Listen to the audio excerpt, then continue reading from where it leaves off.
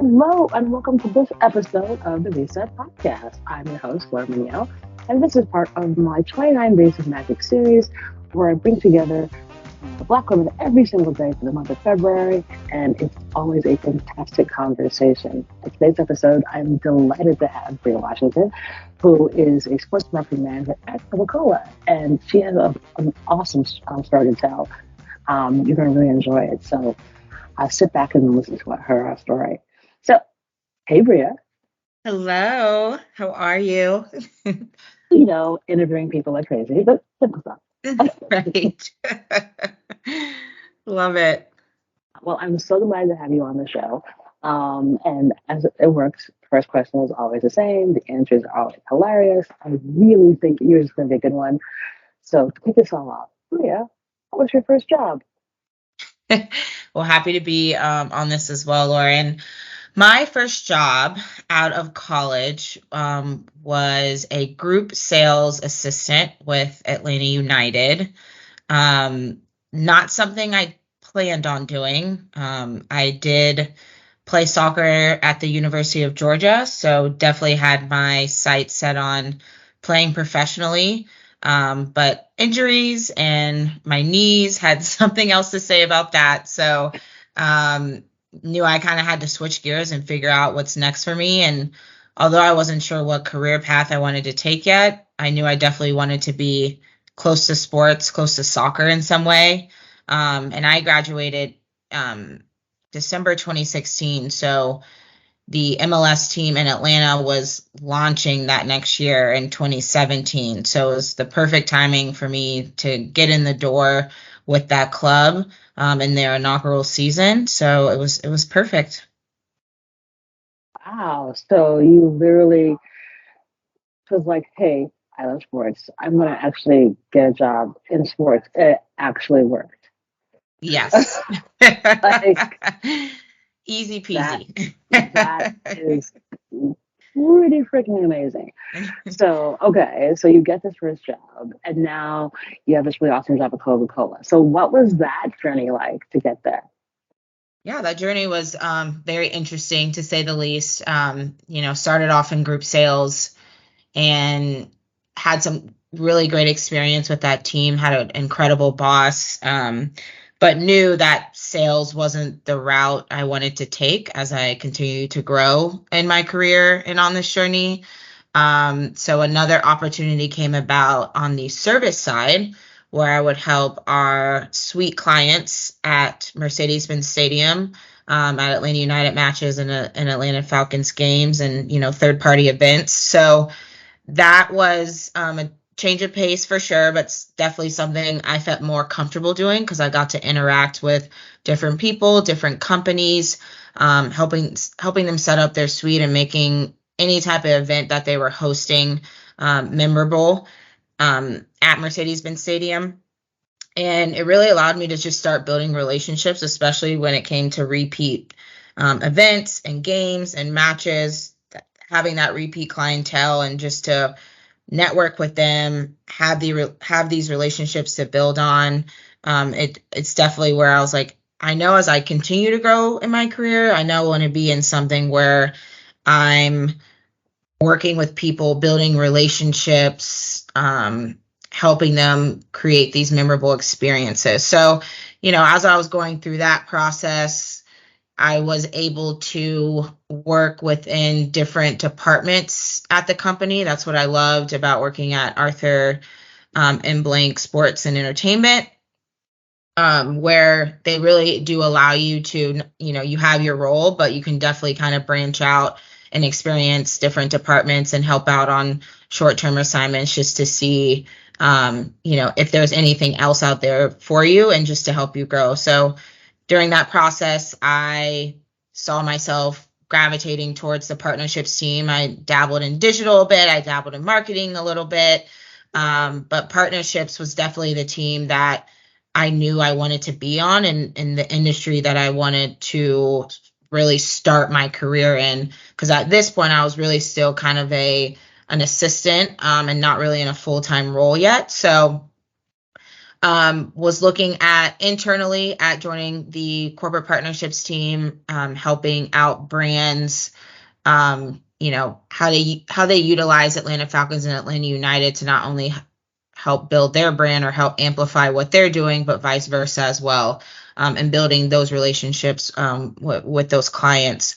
So, I was looking internally, looking externally, because obviously if there was nothing that opened up at AMBSC, I would want to go find an opportunity elsewhere to kind of fit my needs at that moment. And, I was ready for that next challenge and that next opportunity. So I went and started interviewing, and my boss was very supportive of it at the time. And I actually ended up getting a job or offer with U.S. Soccer in Chicago. And so I'm an only child, so that was, not the best news for my mother to hear, me moving up north, away from her. But it was good to, come back, and, my parents were definitely excited for me and start thinking about this move, and, again, a situation where I'm still close to soccer because that's what I'm passionate about. But then news got around to some internal folks at AMBSE, and they actually ended up offering me an opportunity to stay with the company at Atlanta United, and that's not something I could pass up at all. Just being able to still be in my hometown, be a part of something bigger than myself with this inaugural MLS team. And be around people that I already knew I was very comfortable with and had my best interests and have supported me since I graduated and started my very first role with the company. So I accepted that role, and things really took off from there. I had a lot to learn, and I said I wanted a challenge, and I definitely got that. But what I loved about this team too, that they were really already a family. Our boss at the time, she was an incredible leader. She, having a female boss, this was my first female boss too. And she definitely challenged us every day with what we were doing with our partners. Always wanted to be in the know of kind of what we're doing and how she could support, and was a huge advocate for us inside the company as well, to showcase what we're doing has a direct tie to revenue and helping this company grow as well. So it was great to have her, first female boss, first full-time role, to help me navigate this. And just during this time on the partnerships team, having a range of partners in the alcoholic beverage industry, Fortune 500 companies, just a range of industries. I could go a lot on all day on the types of partners I had. You'd be surprised. But it was great too, because in this role I got to understand different types of industries and what drives revenue from them and what's important to them and how they show up in the digital world and things like that. And the partnerships team too, you're really able to work. It's probably one of the, if not the one department that you get to work or touch every other department, because when you're in that role, when you see the asset list, our sales side of the corporate partnership team, gives us these clients, then we take it from there and help execute whatever was agreed upon in their deal. So, whether that's experiential, social, digital, certain marketing efforts, we have to meet and collaborate internally with everyone to help bring these assets to life in a really cool and unique way. So that was special too, because your head's down, you're in this partnership role, but really like you get to touch everything. So and during this process, we considered ourselves marketeers for sure. We're advocating not only on behalf of Atlanta United, obviously, but on behalf of the partner too, and bringing both brands together to really make an impact in the community and in the world, and Coca-Cola was a huge partner in that when it came to sustainability and working with us, to help Mercedes-Benz Stadium be a waste-free facility, and then vice versa. Sustainability is probably one of the top, if not the top priority for Coca-Cola in this world. So, working on initiatives like that was important and huge, and it definitely kind of opened your eyes of like, what's next for me. And I started to get promoted on the partnerships team and continue to grow and learn. But again, you get to a point where you kind of hit a wall, and for me, I felt like I did hit a wall, and I was like, what's next for me now, because I feel like I've touched the ceiling here, and obviously it kind of depends on your mentality on if you want to stay in a role and if you feel like there's more to learn and grow. But for me personally, I was like, I've done this role for 3 years now.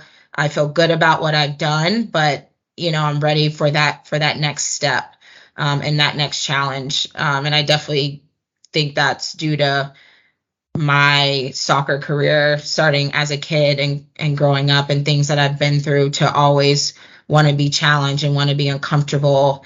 And then that's how you do grow. So Coca-Cola was one of my partners at Atlanta United. Knew some of the leadership there, and my direct contacts there at the time, to a great guy, and talked to him a little bit about his role at Coca-Cola as a company, and switching from the team side to the brand side. I think I was definitely ready for that. And Coke has always kind of been on my radar. Coke and Visa, those companies that you see that really have a tie in the soccer space, whether, they sponsored the U.S. women's and men's national team, or a partner of FIFA. Those are the opportunities that I was looking at, because again, I know I'll be happy and be able to really have my passions shine through what I do if I stay close to the game that I love. So, went through another process of interviewing and talking with different companies, and definitely wanted to keep an open mind as well. I wasn't set on working for a company that has to have a soccer tie. That would be the cherry on top for me. But I interviewed at, again, a range of industries, and when I finally interviewed with Coke and got that call that I got the job on the sports marketing team, I was through the roof, like just honored, blessed. And at the time, I honestly didn't know what properties I would have at Coke. You get the role of sports marketing, but you're not really sure what exactly you'll be working on until you first day in the door, and you meet with your manager, and then that's kind of when you find out, what exactly will I be doing. And I know in my interview process, I definitely echoed the fact of my passion for soccer. And so my boss, sat me down. I'm probably like my second day there, and was like, we're going to give you MLS and FIFA as your properties. And my jaw kind of just hit the floor. And Amazing. I was, super blessed, because he listened to me in my interview and understood where I was coming from, or understood where I came from and what I could offer to the company through that passion. So him giving me two of the largest soccer properties for North America was incredible. So and that's pretty much my journey of how I got to Coca-Cola today. That's amazing. I love how you had a singular purpose, soccer, and literally built that career, which is so rare and so awesome that you were able to do that. Because I think sometimes folks are like, well, I have to jump here, jump there, and everywhere. But it's like you took this really unique path, but it was always sort of undergirded by the fact that you love this amazing sport. Yes. It's what you care about the most. And when I can find jobs that are adjacent to that, that's where I'm going to go. And I think it's beautifully rare to see that you were able to actually achieve that. And so I take my hat, Bria, because that's pretty freaking awesome.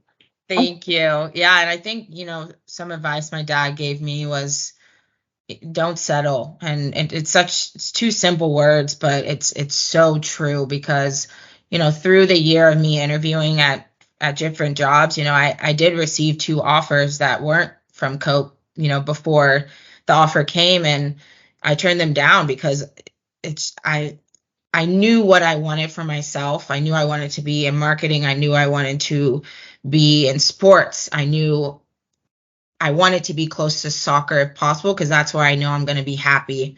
And so I just kept that in the back of my mind. And, some people might look at me crazy of like, you turned down what? But it's like, it's like I'm not the person that's just going to do a job just to do a job and get a check.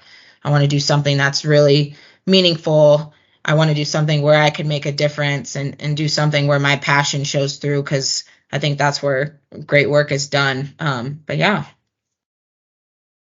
That's so awesome. So, it's interesting because I think, women in sports, especially Black women in sports, we hear all the horror stories. And I'm sure that along the way, it was probably not easy. So I'd love for you to kind of share a time where you had a challenge where you're like, there's no way I'm figuring this out. And then you did. Ooh, I would You say I mean have every a day? right. I'm like, I have a few of those.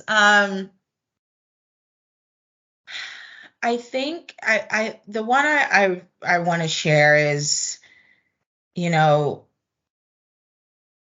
back um back with Atlanta United, I will say it was like I said, it was great to have a female leader that really advocated for us, believed in us. But I feel like people see it all the time. That's not always the case with some female leaders. Sometimes we feel like we have to compete with each other because there's not a lot of opportunities at the top for women in general, white women, black women, Asian women, like just women in general. So, it definitely going through a situation where I felt like um, my talents were purposely being suppressed, um, where I wasn't getting the support that I needed from a leader. Um,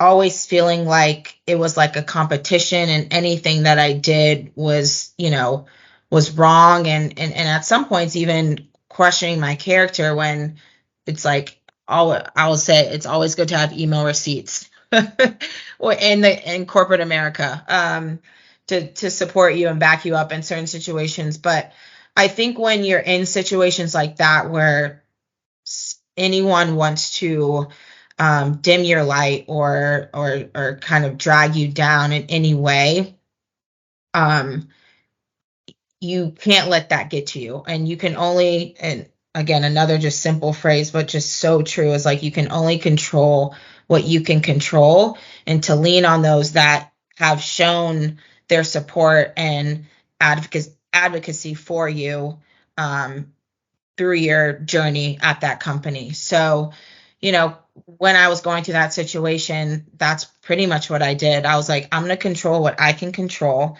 I'm going to keep doing the work that I'm doing because my clients and my partners are happy with it, and continue to build those relationships, because that's not something people can mess with.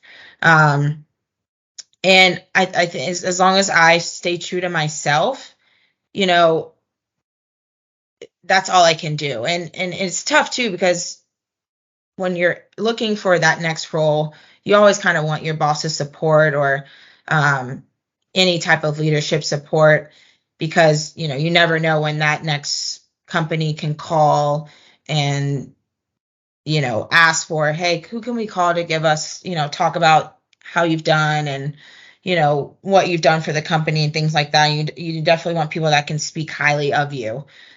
So you never want to burn a bridge either. There's definitely a way to kind of, always stay professional, and don't give them a reason to dim your light and drag you down, because then it looks bad on them anyway, and people see that. So that's what I did, and I knew it's a situation that I had to get out of and look for, that next opportunity, because I didn't want to be in a situation where anyone was not going to let me grow within the company. So yeah, I mean, it was definitely tough, but um, a lot of great lessons learned, and something that I kind of carry with me through my entire career moving forward. Yeah, been there, done that. Got a t-shirt for you. Yes. I had similar in my previous lives, and I know what that feels like, and it is like this heavy weight that you have because you're like, can I live? Like Yes. you're just trying to do your work, and again, I think it's a uniquely awful position Black women are oftentimes placed in, whereby like you just want to simply exist, and your very existence is a threat to somebody else, Yes, exactly. and through no fault of your own, and you did nothing wrong, but it is it is something that does happen, and I think it isn't talked about enough as it should be. That like there are many times in people's careers where for reasons that make zero sense to any rational thinking human being, someone just assumes because you're there, you're out to take their job away, or you're out to make them look less smart. Yes. Again, it's all on them. It has nothing to do with you, but it can make working experiences extremely toxic and extremely traumatic. And it's Exactly. And that's the thing. It's like what you touched on is, we obviously want to exist and do our job, but we, and I've, working with you, Laura, at Coke, and seeing how you don't just exist, but you go above that. Like, it's like we not only just want to like exist in this corporate world, but we want to be seen, we want to be heard, we want to be valued. And I think that's definitely where we need to get to. That's how I feel currently at Coca-Cola, which has been amazing. And that what I'm doing matters. So it's a great feeling, and to know that, whenever anyone out there that could be in the situation that I just described, and you're looking for that next opportunity, it's like you're interviewing them just as much as they're interviewing you, and making sure it's the right situation that you're walking into, and they understand that you want to be seen, valued, heard, and help make a difference in this company, and not just exist. But you want people to know you and recognize you. So yeah. it's really true, and and I think thank you for saying that, and I think it's look, when you get to be in positions like obviously I have a big job, it is very important that you like find as bright a light so folks kind of like, hey, like water's Yes. clear, water's over here, come on through. It's like I come join, and not make it closed off, and I've always tried to do that, and everything I do is like, hey, listen, I have these awesome opportunities, I have these things, like come through, because like that helps, because I know wherever you've got to, you've had to overcome some crazy foolishness. And Yes. and so therefore, no one had to say, well, my ride was amazing and nothing went wrong. I don't know what you're talking about. Yeah, they're Exactly. lying. Exactly. Like, stop that. So you get like it's not going to be real. Um, but the thing you have to always remember is the importance of kind of staying who you are and not changing to be somebody else, but also like don't take that trauma with you. Like that happened, and Exactly. don't let that turn you into somebody else. At all. Um, and I think that oftentimes folks are like, well, what do I do? Like, yeah, don't repeat what you just saw. Right. Like, Simple as that. Just don't do that. here's what you're not going to do that. And you'll be fine. Um, So I'm sure, looking back on how far you've been able to come, and your rise has been so awesome at such a young age. What do you think you'd tell 18-year-old Bria? Ooh. Hmm. I think what I tell 18-year-old Bria um, is that, at that age, soccer isn't my identity. I was pretty devastated when I got through college and figured out I could not play pro, due to injuries. And that tore me apart. But looking where I'm at now and still in a position where I can make a difference in this game and for women in this sport and still be close to it, that's what I would tell 18-year-old Bria. It's like, don't let soccer be your complete identity. Um, Explore other things that kind of make your heart race, make you excited, because that's all stuff I'm learning now later on in life that, again, yes, I'm passionate about soccer, but I love sports though. I love building relationships. I love creating a difference in the community with the platforms that have been given to me to manage. So that's what I would tell 18-year-old Bria, because I think throughout college I had that same mindset of like, it's all about soccer. This is what I'm doing when I get out of college.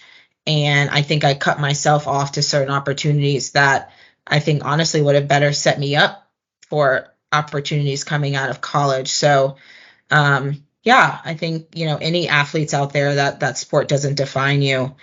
Um, and obviously it's a big love of yours and a big part of what you do. And for certain athletes that get full-time scholarship, it's like why you go to college, but it's definitely not who you are. And don't let anyone tell you that that's who you are, because D1 sports, honestly, any college athletics, any school is very demanding.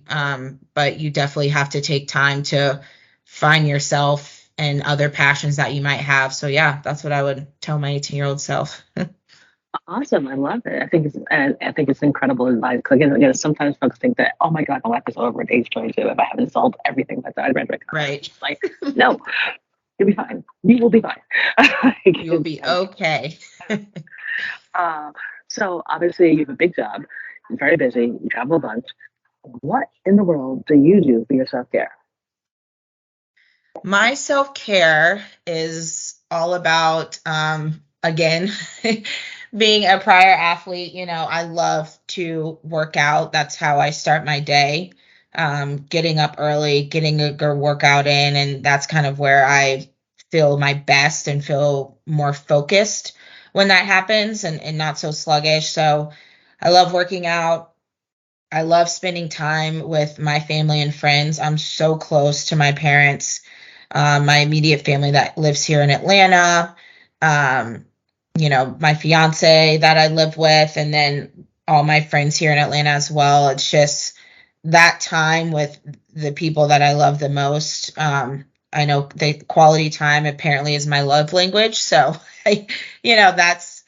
that's my mental break when I just need to decompress, getting time with family and friends, going on trips with friends, and then definitely, getting a workout in. I probably work out 6 days a week, but definitely like to start my day with it, get the juices flowing, get the mind going, and then kind of ready to attack the day, as we say at the University of Georgia. I love it. Yeah, 6 days a week. No, that's precious for you. And not for me. No, just I think I'd have to be really training for something really important for me to actually commit to 6 days a Right. week. It's like, Fair. yeah. I'm a salad 3, and I'm happy with that. Yes, So, no, that's perfect. you know, do what you gotta And do. don't get me wrong, some of those workouts are like a cute hot girl walk. It's not, it's not So, some okay. intense hit workout every day. I count that as a workout too, of just going for a little stroll. So it's not 50 burpees before you actually have your first cup of No. coffee. Mm-mm. Got it. No. Noted. Good to know. These things matter. These things do matter. Yes. And now, last question for you. Do you have a Right. give or an ask of the audience? So that can be anything like, hey, so here's some good advice I once read somewhere. Here's a book I read. Here's my wish for you all. Like, it can be anything you want. Ooh. Yes, I would say my ask of the audience is to always give back where you can to the younger generation that's coming after us now, because the people that I respect and appreciate the most are the ones that have the busy schedules, um, have a busy personal lives and give a lot to their family as well, but make time to talk to network, to connect with the younger generation that's reaching out, to learn more about them and what they do. Because honestly, it really is a sign of admiration and that you're doing something right. And I know that's definitely helped me to get where I am today, of people just answering my LinkedIn message or my text or my call to talk about certain things, and things that I don't know, but I want to know more about, and sharing that knowledge with me. So, and that's something that I take very seriously, and I like to do now when people just message me on LinkedIn or already have my information and just shoot me an email to connect, because what I've been given to get where I am today, I want to give back to, um, the next generation behind me. So yeah, that would be my ask to the audience, is just to really keep that in mind, and give back, where you can and when you can. But yeah. Awesome. I love it. Uh, and it's so important and so true. So I'm so glad that was your given to the audience. So, Yes. Bria, it has been an absolute delight having you on the podcast. I adore you. We'll put I all the details in the adore show. you. Oh, because we're both awesome. Yes. But thank you so much for being on the podcast. And we'll put all the details in the show notes, folks. So reach out and connect with you on LinkedIn since you spoke into Yes. existence. Please Uh, do. and thanks for being part of 29 Days of Magic. It means a lot for that you took some time to do this. And that is our show.